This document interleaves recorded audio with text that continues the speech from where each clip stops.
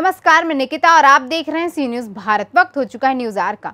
राजधानी लखनऊ के धरना स्थल इको गार्डन में अब 68,500 सहायक अध्यापक भर्ती में 5% का आरक्षण घोटाला लगाते हुए आरक्षित वर्ग के शिक्षक अभ्यर्थियों ने अनिश्चितकालीन धरना प्रदर्शन शुरू कर दिया है।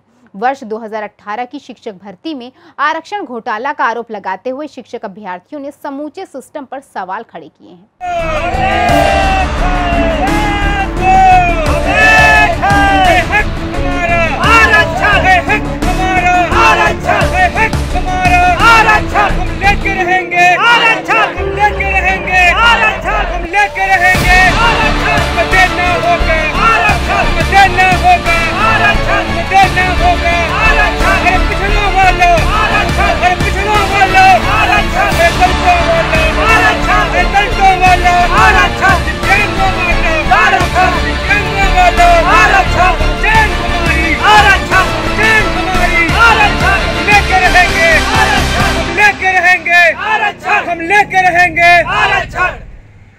बता दें कि 68,500 सहायक शिक्षक भर्ती 2018 का विज्ञापन दिनांक 9 जनवरी 2018 को जारी हुआ, जो एक लिखित परीक्षा थी जिसमें आरक्षित वर्ग के ओबीसी, दिव्यांग, भूतपूर्व सैनिक व स्वतंत्रता संग्राम सेनानी को सामान्य वर्ग के साथ पूर्णांक 150 में से 67 अंक अर्थात 45% पर रखा गया और आरक्षित कैटेगरी में सिर्फ अनुसूचित जाति व अनुसूचित जनजाति को पूर्णांक 150 में से 60 अंक अर्थात 40% पर रखा गया, जिसको लेकर अभ्यर्थियों ने माननीय राष्ट्रीय पिछड़ा वर्ग आयोग नई दिल्ली, राज्य पिछड़ा वर्ग आयोग लखनऊ व सामाजिक न्याय व सद्भावना समिति विधान परिषद आदि में शिकायत की थी। इस मामले में लंबे समय तक चली सुनवाई के उपरांत आदेश निर्गत किया गया और उत्तर प्रदेश सरकार को राष्ट्रीय पिछड़ा वर्ग आयोग नई दिल्ली, राज्य पिछड़ा वर्ग आयोग लखनऊ, सामाजिक न्याय व सद्भावना समिति विधान परिषद ने अपनी संस्तुति व रिपोर्ट भेजी, जिसमें आरक्षित वर्ग में ओबीसी, दिव्यांग, भूतपूर्व सैनिक व स्वतंत्रता संग्राम सेनानी आदि को इस भर्ती में आरक्षित वर्ग मानते हुए पासिंग मार्क में 5% की छूट देकर सफल अभ्यर्थियों को नियुक्ति किए जाने के आदेश निर्गत किए गए थे। पिछले 6 महीने से आदेश आने के बाद भी बेसिक शिक्षा विभाग द्वारा इस मामले में अब तक कोई भी कार्यवाही नहीं की गई। इसी क्रम में कल सोमवार को आरक्षित वर्ग शिक्षक अभ्यर्थियों ने बेसिक शिक्षा मंत्री के आवास का घेराव भी किया था, जिसके बाद सभी को गिरफ्तार कर इको गार्डन पहुंचा दिया गया था। धरना पर बैठे शिक्षक अभ्यर्थियों की माने तो 68,500 शिक्षक भर्ती में अभी भी लगभग 22,000 सीटें रिक्त हैं। वर्ष 2018 में 68,500 सहायक अध्यापकों की भर्ती में आरक्षण घोटाला का मामला सामने आया है। 5% आरक्षण घोटाला होने का आरोप लगाकर आज इको गार्डन में इन शिक्षक अभ्यर्थियों द्वारा धरना दिया जा रहा है। पूरा क्या मामला है इन्हीं से जानते हैं। जी भैया, क्या नाम है आपका? तूफान सिंह जी, क्या कहना चाहते हैं, किस तरह का घोटाला हुआ था? ये बहुत बड़ा घोटाला किया गया था उत्तर प्रदेश सरकार की तरफ से।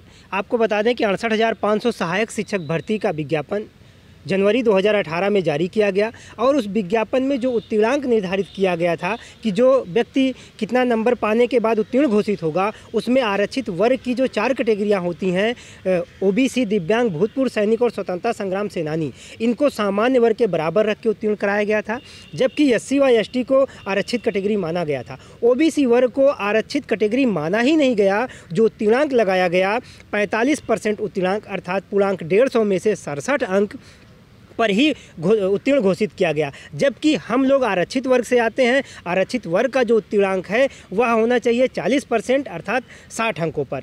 इसी को लेकर लगातार हम लोग संघर्षरत रहे, शासन में आलाकमान अधिकारियों से मिलते रहे और राष्ट्रीय पिछड़ा वर्ग आयोग, राज्य पिछड़ा वर्ग आयोग, विधान परिषद में यह मामला चला। पिछले 2.5 से 3 साल तक सफ़र करने के बाद इन सभी आयोगों में जब सुनवाई होती थी तो यही आलाकमान अधिकारी जाते थे, अपनी रिपोर्ट ले जाते थे। उसके बाद राष्ट्रीय पिछड़ा वर्ग आयोग ने एक संस्तुति उत्तर प्रदेश सरकार को भेजी, राज्य पिछड़ा वर्ग आयोग ने एक संस्तुति रिपोर्ट उत्तर प्रदेश सरकार को भेजी और सामाजिक न्याय व सद्भावना समिति की रिपोर्ट विधान परिषद से शासन को भेजी गई। इस पर यह बताया गया कि 68,500 शिक्षक भर्ती में लगभग 23,000 सीटें खाली हैं और 5% की छूट के दायरे में इन 4 कैटेगरियों को रखा जाए और इनको उत्तीर्ण घोषित करके नियुक्ति दी जाए। इसी मांग को लेकर लगातार हम लोग आलाकमान अधिकारी से मिल रहे हैं, शिक्षा मंत्री से मिल रहे हैं, लेकिन अभी तक इस पर कोई कार्रवाई नहीं की गई। कल हम लोग लोगों ने आंदोलन किया, माननीय शिक्षा मंत्री जी के आवास का घेराव किया, वहाँ पर भी हमारी कोई सुनवाई नहीं हुई। अब हम लोगों ने यह ठान लिया है कि दलित पिछड़े होने के कारण उत्तर प्रदेश की सरकार हम लोगों के साथ एक बहुत बड़ा छलावा कर रही है और 5% की छूट के दायरे में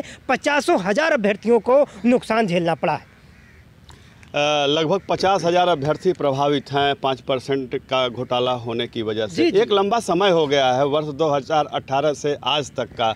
इस बीच में क्या लगता है किन तमाम आप लोगों ने लड़ाइयाँ लड़ी, अपनी बातें अधिकारियों तक पहुँचाई, सरकार में बैठे नुमाइंदों तक पहुँचाई, मुख्यमंत्री योगी आदित्यनाथ के कानों तक पहुँचाई।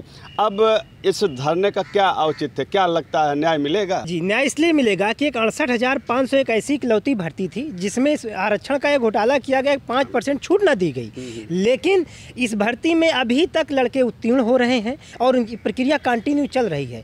इस भर्ती में कापियां जला दी गई थी। इस भर्ती की परीक्षा का 3-3 बार मूल्यांकन किया गया। हर बार मूल्यांकन में लड़कों के नंबर घटते बढ़ते रहे और हर मूल्यांकन में कभी 4,000, कभी 150, कभी 3,000 ऐसे अभ्यर्थी पास होते रहे, नौकरी देते रहे। लेकिन बेसिक विभाग ने इस चैप्टर को तो क्लोज कर दिया है। अब ना बेसिक शिक्षा कोई नहीं क्लोज कर पाया है सर। ये एक कोरी अफवाह फैलाई जा रही है कि ये भर्ती पुरानी है, लेकिन अभी भी इसमें सीटें खाली हैं और यह प्रक्रिया चल रही। पिछले 4 महीने पहले लगभग 103 अभ्यर्थियों की भी नियुक्ति हुई। माननीय न्यायालय से वो उनकी कॉपी जांची गई, वो बच्चे सफल हुए, उनकी नियुक्ति हुई। और हमारा भी इसी प्रकार से आदेश आया है, माननीय संवैधानिक संस्थाओं से आदेश आया है, इस आदेश का अनुपालन करके इस पर नियुक्ति दे। लेकिन सरकार के आला कमान अधिकारी, आपको बता दें, ये आला कमान अधिकारी इसी आदेश को माननीय उच्च न्यायालय में चैलेंज करने जा रहे हैं। अर्थात देर करने का ही एक खामियाजा करने जा रहे हैं। जो आयोग की रिपोर्ट आई है उसको ये मानने से कतरा रहे। जबकि 69,000 शिक्षक भर्ती में राष्ट्रीय पिछड़ा वर्ग आयोग की रिपोर्ट आई, उसमें जांच बैठी और 6800 लोगों की लिस्ट निकाली गई। लेकिन यही रिपोर्ट 68,500 शिक्षक भर्ती में आई है, इसको मानने से ये आला कमान अधिकारी कतरा रहे हैं।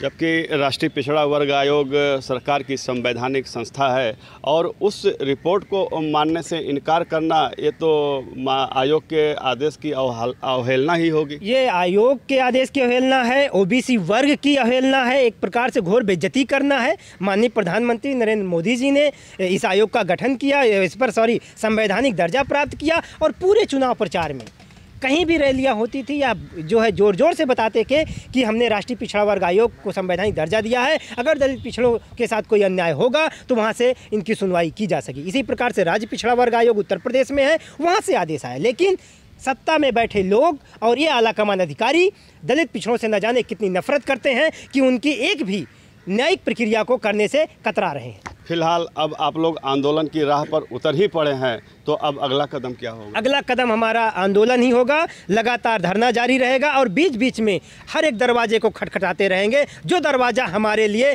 न्याय का दरवाज़ा होगा, चाहे वो उप मुख्यमंत्री हो, चाहे मुख्यमंत्री हो, चाहे शिक्षा मंत्री हो, चाहे आला कमान अधिकारी हो। अब हम लोगों ने यह ठान लिया है कि आर पार की लड़ाई लड़ी जाएगी और हमें हमारा हक चाहिए, हमें न्याय चाहिए। तो आप देख रहे हैं कि ये लोग 68,500 शिक्षक भर्ती के अभ्यर्थी हैं जो अपने अधिकारों के लिए संघर्ष कर रहे हैं। आरक्षण घोटाला हुआ है, 5% सीटें विभाग ने मिलकर खाली हैं, यूँ कहें, उस पर दूसरे लोगों को चयनित कर दिया है।